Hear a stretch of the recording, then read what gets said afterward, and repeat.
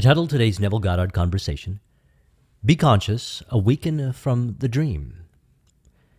So we have been discussing this idea in last week when we talked about the two key elements from the master key system.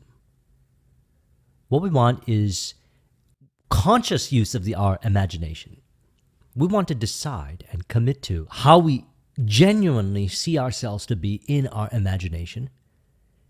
And we want to do it in a way that saturates the subconscious mind so that we can allow ourselves to express authentically. This brings forth our creative endeavor, whatever we saw in our imagination, our innovation, and so forth. Also brings forth a feeling of bliss as related to Thursday's video. And so I want to share with you some reference experience here in relation to that video that I released, the Master Key System, which was almost 2 hours long. So that's the beautiful thing about making these videos, is that the very act of discussing and sharing my experiences and reflecting with you on this information in a way where I really identify with what I'm communicating, it's a form of affirmation that further stimulates my subconscious mind and recreates more of those kinds of experiences. This is what I've noticed. I've noticed a lot of synchronicities that are a result of the videos that I was putting together. For example, with the Master Key System, when I released the video, and we were talking a lot about exercises of imagination, and we're going to talk about two over here that Neville shares that to complement the huge array of exercises that Charles Haanel gives, which are really designed to help us, you could say, let go of the five sensory experience during our imaginal activity. When we go into our imaginal workshop and we construct our innovation or how we really want to be. Because it's up to the work of the subconscious mind in ways we might not know to carry out the instructions, and it does so automatically.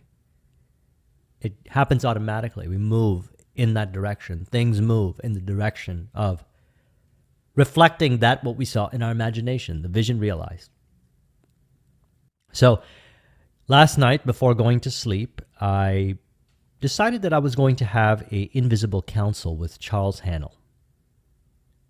Some of you might be familiar with the works of Napoleon Hill.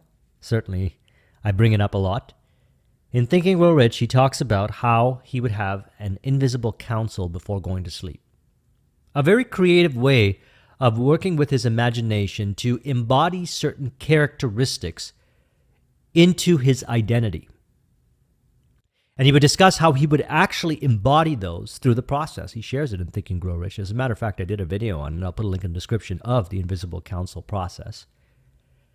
And what I did was I decided I was going to have a conversation with Charles Haanel about his imaginal activities, exercises, and another important aspect in which he was aiming to cultivate through that book, which was keeping your attention on what is relevant and in harmony in relation to your vision, both in imagination and on the day-to-day journey to realizing your vision.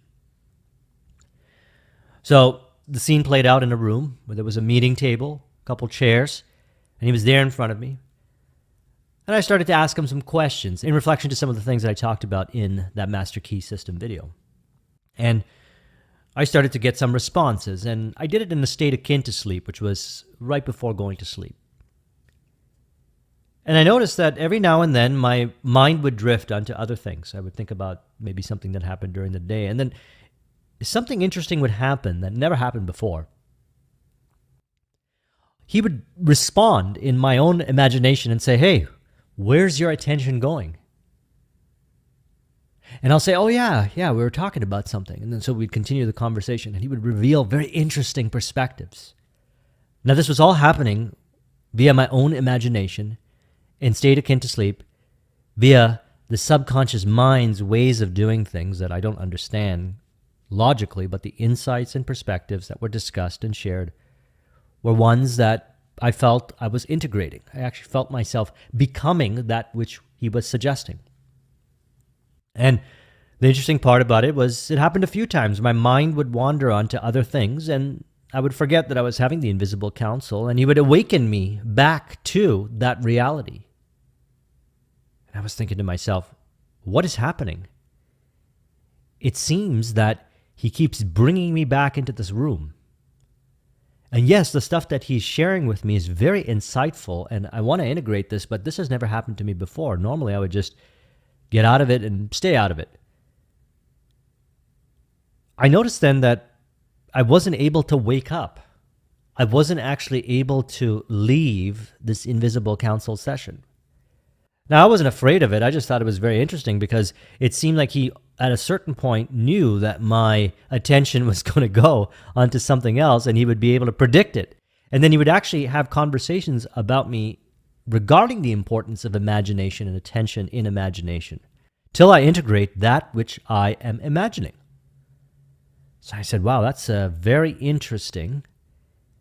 And I ended up falling asleep to that. And then I woke up the next day and I actually saw the very things that he was talking about and the very things that I was integrating in my imagination actually playing out in my behaviors and conversations that I was having with others. So thus is the power of imagination and the imaginal scenes. I want to discuss two of them that are also in contribution to the Charles Haanel video that Neville shares, which are very similar, which helps us maintain this kind of attention in our imagination. So isn't that interesting how you can go into an imaginal scene and the imaginal scene actually wants you to be there? I go into an invisible counsel with Charles Haanel. He actually has the conversation with me, and then as I'm, let's say, leaving the imaginal scene for whatever my mind is wandering, he's actually bringing me back into the imaginal scene.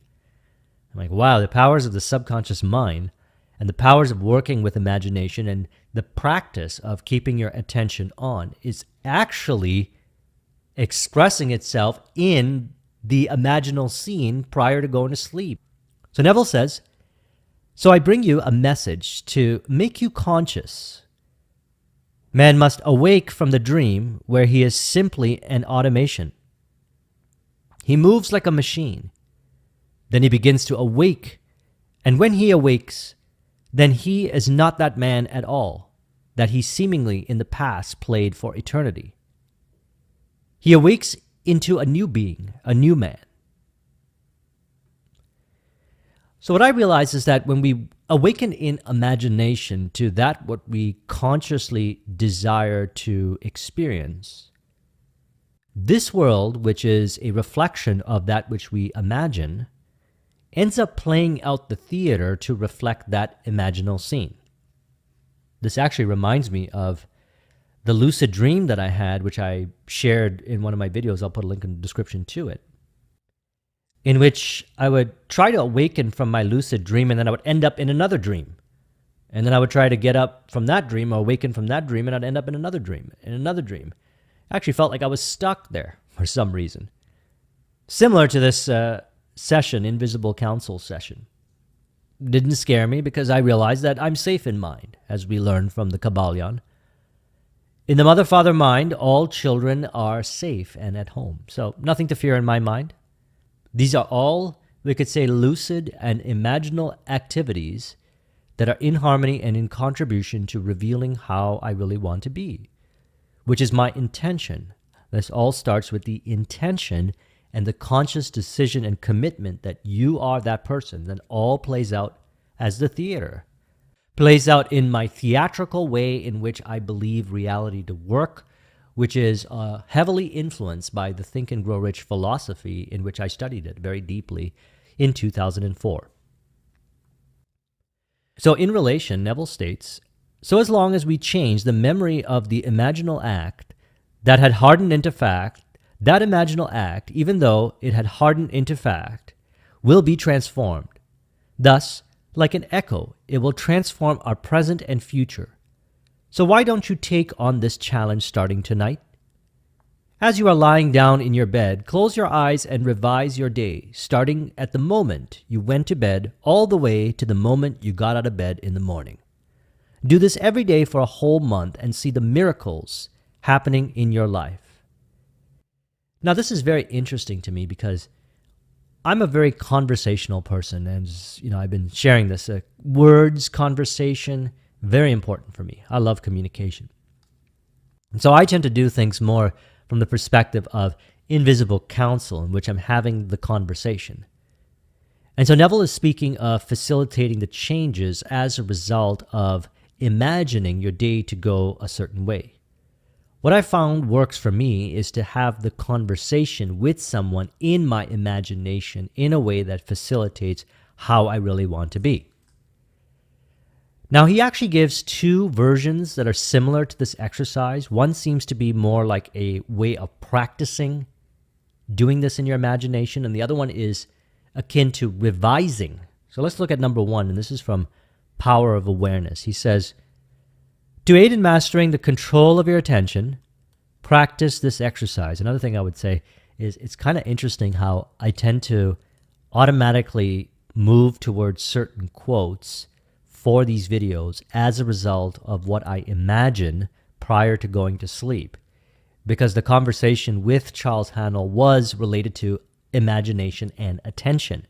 So he's saying here, to aid in mastering the control of your attention, and that was what actually Charles Haanel was teaching me in my imagination. Very interesting. So Neville says, night after night, before you drift off to sleep, which was when I was having my invisible counsel, he says, strive to hold your attention on the activities of the day in reverse order. Focus your attention on the very last thing you did, that is, getting to bed, and then move it backwards in time over the events until you reach the first event of the day, which is getting out of bed in the morning.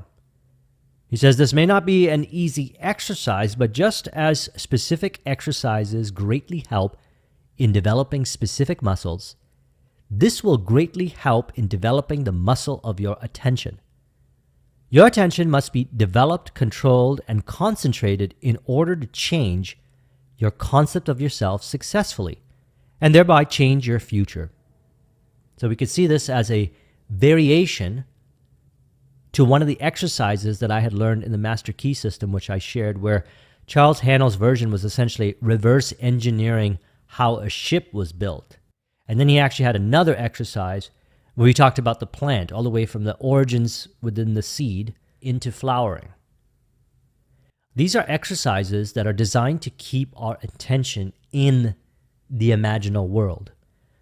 What I notice as a result of practicing those exercises is I have way more of a vivid imagination. It felt, before going to sleep last night, when I was having that invisible counsel, it felt like that was a real conversation. It was an actual conversation that I was having with somebody here in this five sensory experience. Because I remember every time he would bring my attention back, I would start to notice even more vivid detail in the furniture. And I would notice that he would appear to say things that I was unconsciously thinking, which I also found to be very interesting, which again was happening more in how he says here, drifting off to sleep, state akin to sleep. So this is the exercise, worth practicing. I did the exercise that was suggested in the Master Key system over the years, and this is something that I actually like to do, which is reverse engineer in my imagination. I mentioned in that video, I like to reverse engineer sales processes or systems.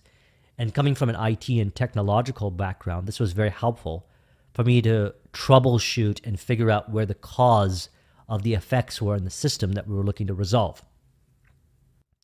So version 2 is actually the revisional process, to go back and revise your day.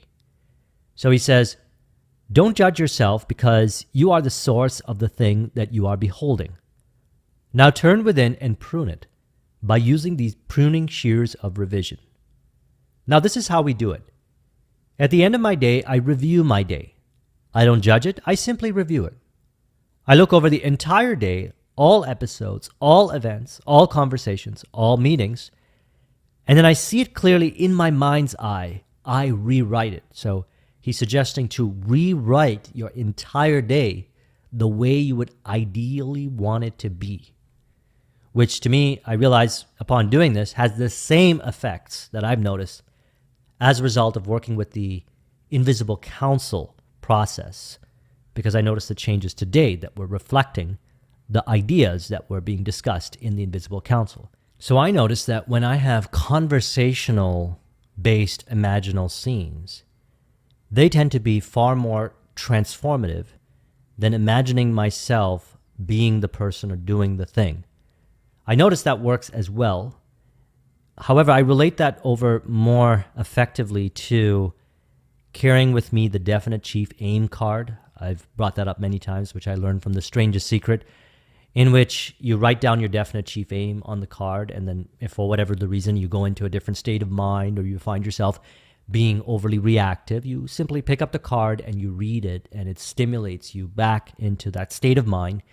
And again, it's conversational because I'm reading it to myself. There's actual inner dialogue happening, and it stimulates me back into the state of mind and into the feeling of the wish fulfilled, thus bringing me back into that flow. So he says, I rewrite it and I make it conform to the ideal day I wish I had experienced. I take scene after scene and rewrite it. And having revised my day, then in my imagination, I relive that day, the revised day. And I do it over and over in my imagination until this seeming imagined state begins to take onto me the tones of reality. So for me, the seeming imaginal state began to take on the tones of reality when I noticed that Charles Hannell was saying, why is your attention going there? What's happening with your attention? Something like that, and bringing it back. And I'm like, wow, that's exactly how I'd imagine the conversation to be if it happened in this five sensory experience. If I was having it with anybody, if I was having it with friends, clients, or so forth, and it was happening, it took on the tones of reality. The imaginal world went from consciously stimulating it to the subconscious mind actually filling in all the details like in a dream. He says, it seems that it's real, that I actually did experience it. Now, I resonate very deeply with this after having that experience more so than ever before. So let's read it again. I trust that as you've been working with this information, you've also been having these experiences, that level of vivid imagination. He says, it seems that it's real, that I actually did experience it. And I have found from my experience that these revised days, if really lived in imagination, will change my tomorrows, and it really does. And this is not something that is new to us. If we look back at our journey, we'll actually realize that we do imagine things before going to sleep. Many of us do. And I believe it's a good exercise to see what we imagine before we go to sleep, actually see what is played out in the theatrical experience of life the next day and correlate it, relate it over to what we're imagining. You know, when I was growing up, my grandmother always taught me not going to sleep stressed out, frustrated, and angry. And so what I used to do was I would construct imaginal scenes, like worlds that I would go in and have experiences of how I wanted to be when I grew up, let's say. And those were the exact things that ended up happening. And it's interesting how we could forget this kind of stuff. It seems so simple, but yet it's so powerful. And, you know, that's really the essence of Neville's teachings, as we discussed in last Sunday's video, which again I will relate to currently my favorite quote from him. What do you say of the I am within you? And so we commit to in imagination. And when we feel the vivid accuracy, the realness of imagination, that's how we know we have committed to it. It is experienced as we would have an experience in the five sensory experience. And you know what? We get better at it with practice.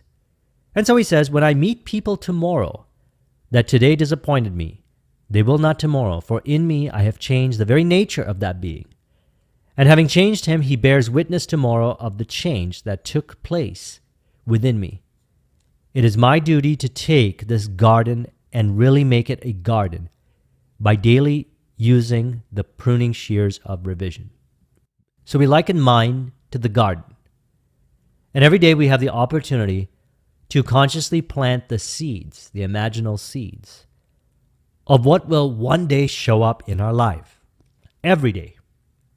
And this is something that has been very powerful and beneficial for me as a result of coming across this information. The power of our subconscious mind and its ability to, we could say, not distinguish between what's the five sensory experience or that which we see in imagination. And that is a beautiful thing. Because if we look at our life and how we express ourselves here, we'll notice that a lot of us might be a product of certain suggestions that we've been identifying with, and we've been living from that premise, which we have learned from the outer aspects of our life. When we realize that we have an infinite world within and we can select in our imagination, such as I did in my invisible counsel, or such as he suggests, and have that be the reality for the moment that we do this consciously before going to sleep, or in the moments where we sit down and actually imagine and visualize. As mentioned, Nikola Tesla used to do this with invention.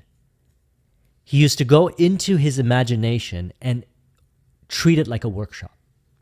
He would imagine the actual product that he was creating. He would work on it in his imagination, and he would have it completely functional and working in detail in imagination. And then when he expressed it, when he created it, he said that it would always mirror exactly how it worked in his imagination.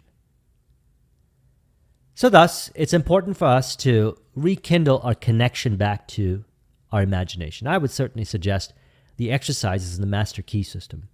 Many have benefited from the Master Key system, and I said the reason why I found that I got the most value from the Master Key system was because the focus was really about attention and imagination, and then allowing the subconscious mind to express the rest. So I trust you found these exercises, which one is really an exercise of practice, reverse engineering your day, and the other is actually reverse engineering your day and imagining it in the ideal way. I trust you found those to be helpful, and if you find that it's challenging to do it in a way that would be engaging with you. For me, the Invisible Counsel works really well, and it seems to get even more interesting every time I do this, and I'm happy to share throughout these videos my experiences so that you too can be inspired to also do something similar and produce the kind of success and results that you want in your life. So let's reflect upon it and relate it over to the title, Be Conscious, Awaken from the Dream. We could say, I realize that I awaken into my imagination to construct that which I truly desire, knowing that from my imagination all things express accordingly. I then realize through the practice, upon realization of my success and results, that the source of it all can be tracked within myself in relation to the question, what do I say of the I am within myself? I realize the importance of association to that which I truly desire. I realize that I associate, identify with, and live in my imagination from my ideal, as I allow the expression via the subconscious mind to express through me, body being an expression of mind, and the five sensory experience being expression of mind, to reflect that which I saw in my imagination, which is what I truly desire and love in the spirit of harmony with all. If you would like a copy of this mind map, the link is in the description. Thank you very much for watching. I'll talk to you soon. Take care.